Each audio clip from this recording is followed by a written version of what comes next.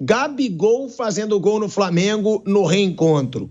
Estava muito óbvio que isso ia acontecer. Mas quando pareceu que não aconteceria, o Léo Pereira fez questão de fazer uma surpresinha pro ex-companheiro, Fábio Piperno. Pra te deixar todo nervosinho depois. Olha, foi pênalti, eu teria, claro, marcado pênalti. O Gabigol, e vou fazer aqui justiça ao Bruno, estava assistindo o segundo tempo ao lado do Bruno Prado e falou: o Gabigol vai entrar e vai fazer um gol hoje, vai fazer o gol da vitória hoje. Certo, seu Bruno? Eu falei. O Bruno falou isso umas 2 vezes lá, então aconteceu. Veja, tá muito óbvio, tá cada vez mais claro que o Gabigol mudou o status dele, chegou como a grande estrela da companhia, a grande celebridade desse time e não é mais, perdeu o status. O gol que ele marca sai de um erro, não vamos ignorar isso também, ele perde o pênalti, atento lá, ele acompanhou o lance, fez o gol no rebote, aí uma cochilada da defesa, né? Enfim, o Gabigol bateu o pênalti, prosseguiu no lance, a defesa ficou olhando, você nota que depois o Rossi dá até uma bronca na defesa do Flamengo, mas eu também achei um bom jogo, no segundo tempo, até mais ou menos uns 20 minutos e tal, acontecia pouca coisa, de repente o Cruzeiro teve lá umas 3 chances, o Flamengo melhorou na parte final do jogo, qualquer um deles poderia ter feito 2-1, mas a verdade é que o Leonardo Jardim vai fazendo, ele não é o cara mais bem-humorado do mundo, tá? Isso está muito claro, deu bronca em todo mundo, ficou bravo e tal, mas ele está entregando, ele está renovando e ele está melhorando um time que estava se arrastando. Então, aí eu concordo com o Bruno, eu acho que o Cruzeiro, primeira providência que tem que tomar, agora que está começando a mostrar serviço, a embalar no Campeonato Brasileiro, pelo amor de Deus, dá um bico nessa Sul-Americana que não vai levar o Cruzeiro a lugar nenhum. Manda o Sub-12 lá para fazer esse jogo no Equador e segue a vida. Ele vai jogar Brasileiro e Copa do Brasil e está muito bom. Na Copa do Brasil, no meio de semana, fez 2-0 do Vila Nova e outra ótima exibição do Caio Jorge, que é um jogador que está crescendo demais com o Leonardo Jardim e ele tem condição técnica para entregar cada vez mais, ele é muito bom de bola. Aliás, ele mostrou isso no final do ano, logo depois que ele chegou. Não dá para comparar os dois hoje. O Caio Jorge hoje entrega muito mais que o Gabigol. Não sei qual vai ser o limite dele, não sei até quanto ele vai evoluir, mas é um jogador que está entregando mais. Em relação ao Flamengo, assim, é a terceira troca de liderança que tem com o Palmeiras. O Flamengo era líder no saldo de gols, depois o Palmeiras passou em pontos, o Flamengo recuperou na última rodada e agora o Palmeiras está de volta à frente. Até aí, nenhuma novidade. Mas, vejam só, é um Flamengo que não vem bem na Libertadores. Então, é um Flamengo que vai ter que suar sangue lá na Argentina quarta-feira. O Palmeiras, por exemplo, vai jogar em Assunção absolutamente folgado. Se perder, dane-se. Ele já tem 9 pontos. Aí tem 2 jogos em casa e resolve a parada aqui.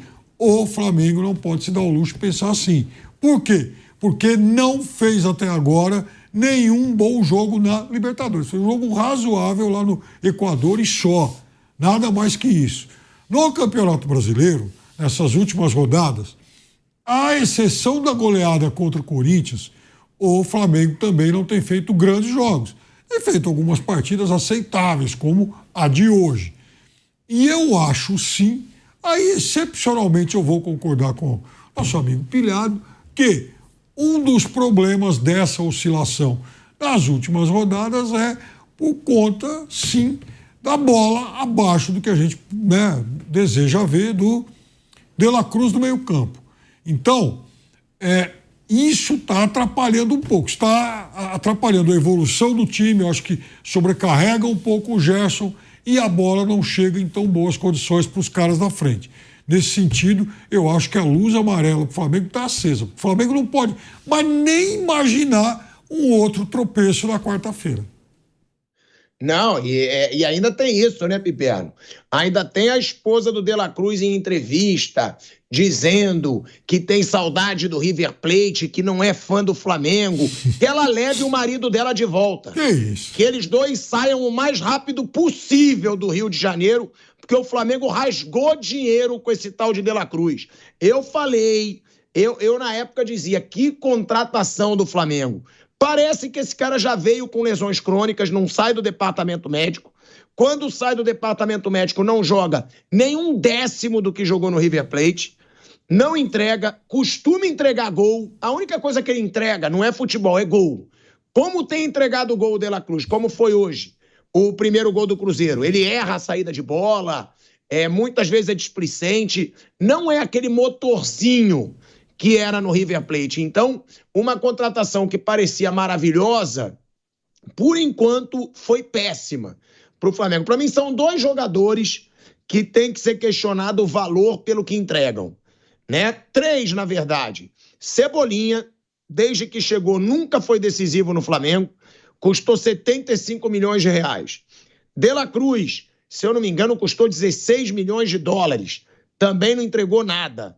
E o Michael nesse retorno também, que é o 3º maior salário do time e que também não entrega nada, o Michael. Ou seja, o Flamengo tem que também saber, o Alcaraz não foi liberado porque não rendia tudo que foi investido, então tenta liberar jogador também, que custou caro, que ganha salário milionário e que não entrega, né, nesse Flamengo. Quem entrega hoje em dia é Pulgar, é Gerson, é Pedro, é Wesley, é Léo Ortiz, o próprio Léo Pereira, que hoje foi uma mãe, mas também entrega.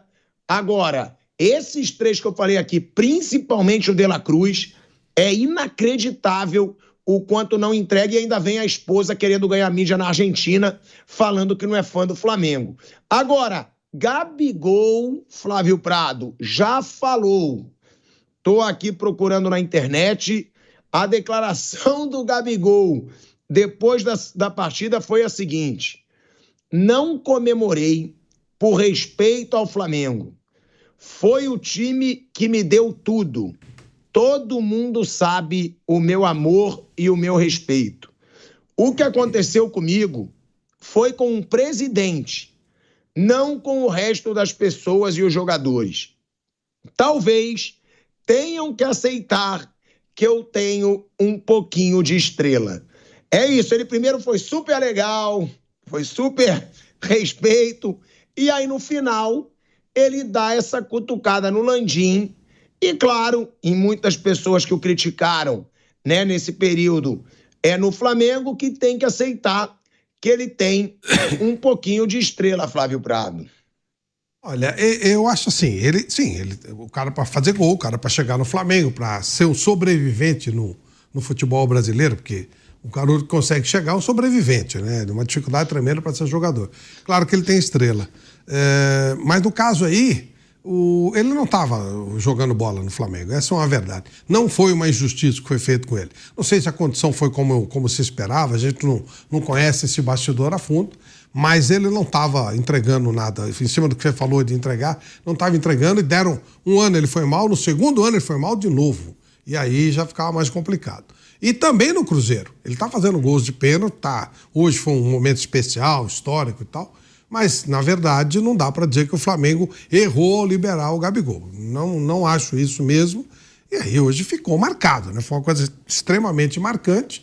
Ele entrou nos minutos finais, ele não é nem titular do time, dificilmente será, mas faz parte. Agora, a história dele no Flamengo não seria apagada se ele comemorasse o gol. Eu sou completamente contrário a não comemorar gol do time que você está defendendo. Não tem nada a ver com o outro, é com aquele que você está defendendo. Se ele comemorasse o gol, ok, comemorou o gol que ele fez pelo time que ele está jogando, que é o Cruzeiro. Do outro lado está o Flamengo, ele tem uma história bacana que não será apagada por causa disso. Eu não gosto dessa coisa, não. Eu já falei, se eu fosse dirigente de clube, o cara fizesse um gol, eu pagando o salário para ele, eu meti uma multa nele. Tem que comemorar, sim. Seria, imagina, o Mineirão cairia se ele mete o muquezinho lá. Louco, seria uma coisa maravilhosa. No entanto, ele preferiu não comemorar. É uma frescura que existe aqui no futebol brasileiro já faz tempo. O Arrascaeta também não comemorou. Acho uma baita frescura. Acho que o espetáculo perde com isso.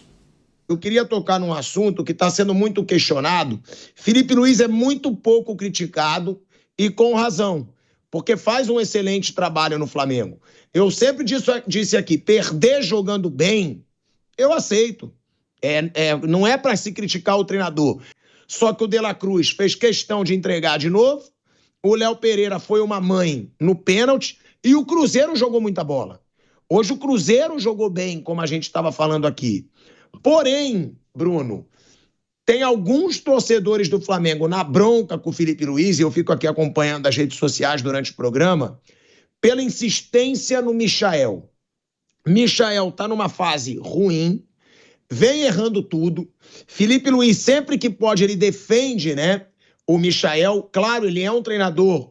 Eu até escutei de pessoas lá na Espanha que ele se inspira muito no Simeone, né?